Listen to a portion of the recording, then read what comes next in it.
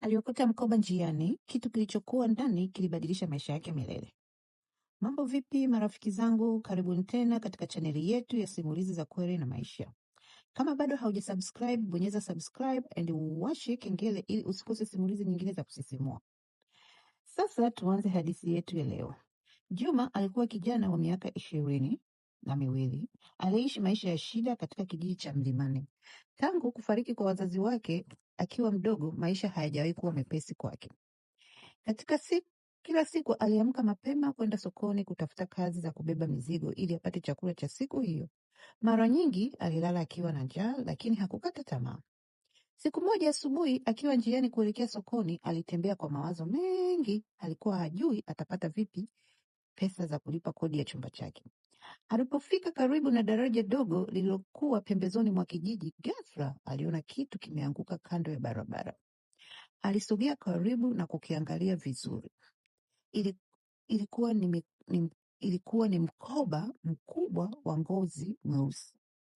Juma aliangalia huku na huku, lakini hakukuwa na mtu yeyote karibu. Kwa tahadhari alichukua mkoba ule na kufungua kidogo. Kilichokuwa ndani kilimfanya asimame kama sanamu. Ndani kulikuwa na mafungu makubwa makubwa ya fedha. Moyo wake ulianza kwenda mbio, pop pop pop. Hakuwahi kuona kiasi kikubwa cha pesa katika maisha yake yote. Kwa muda mfupi mawazo mengi yalimjia kichwani. Nikichukua pesa hizi maisha yangu yatabadilika? Lakini upande mwingine wa moyo wake ulimkumbusha kufanya jambo sahihi. Akiendelea kukagua mkoba, aliona kitambulisho cha mmiliki wake. Jina lilikuwa Mzee Omari. Baada ya kufikiria kwa muda mrefu, Juma alifanya uamuzi ambao ungekuja kubadilisha maisha yake milele.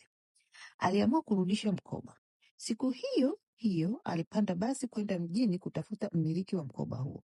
Baada ya safari fupi, alifika kwenye nyumba kubwa iliyokuwa imezungukwa na ukuta wa kifahari. Alipobisha hodi, alikutana na mlinzi. Baada ya kueleza sababu ya ujio wake, aliingizwa ndani. Dakika chache baadaye, Mzee Omari alitokea. Alipouona mkoba wake, uso wake ulibadilika mara moja. Haraka alifungua na kuhesabu yaliyokuwa ndani. Kila kitu kilikuwepo. Mzee Omari alishindwa kuamini. Alimwangalia Juma na kusema, "Kijana, kwa nini hukuchukua pesa hizi?" Juma alitabasamu kidogo na kujibu, "Fedha si zangu. Niliona ni bora nikurudishie mali yako." Mzee Omari alivutiwa sana na maneno hayo. Aliwahi kukutana na watu wengi maishani, lakini si wengi wenye uaminifu wa aina hiyo. Siku chache baadaye alimwita Juma tena. Safari hii alikuwa na pendekezo. Alimpa kazi katika biashara zake. Juma alianza kufanya kazi kwa bidii kubwa. Aliwaheshimu wafanyakazi wenzake na kutekeleza majukumu yake kwa uaminifu. Kadri siku zilivyopita, alizidi kuaminiwa, lakini mafanikio yake hayakuwafurahisha watu wote. Kulikuwa na meneja mmoja aliyeitwa Richard. Richard alianza kumwonea wivu Juma. Alihisi kuwa siku moja kijana huyo angechukua nafasi yake. Siku moja fedha zilipotea katika ofisi. Richard alimlaumu Juma bila kusita.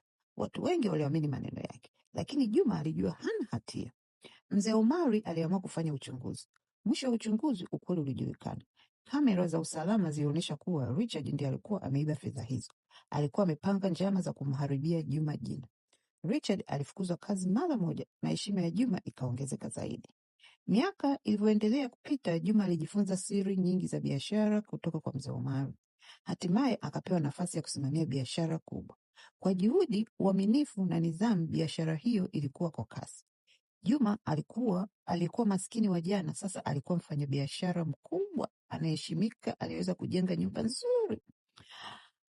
Aliwasaidia watoto yatima, aliwasaidia wazee wenye mahitaji, na kila mtu aliyemuuliza siri ya mafanikio yake alitoa jibu moja tu: alikuwa ni uamuzi wa kufanya jambo sahihi siku ile nilipookota mkoba. Marafiki, hadithi hii inafundisha kwamba uaminifu unaweza kufungua milango ambayo fedha pekee yake haiwezi kufungua. Wakati mwingine tunajaribiwa kufanya mambo mabaya ili tupate mafanikio ya haraka, lakini mafanikio ya kweli huja kwa kufanya yaliyo sahihi hata pale ambapo hakuna anayetuona. Asante kwa kusikiliza simulizi hii. Kama umependa, usisahau kulike, kushare na kusubscribe kwenye channel yetu ya simulizi za kweli na maisha. Tukutane tena kwenye simulizi nyingine ya kusisimua. Kwaheri.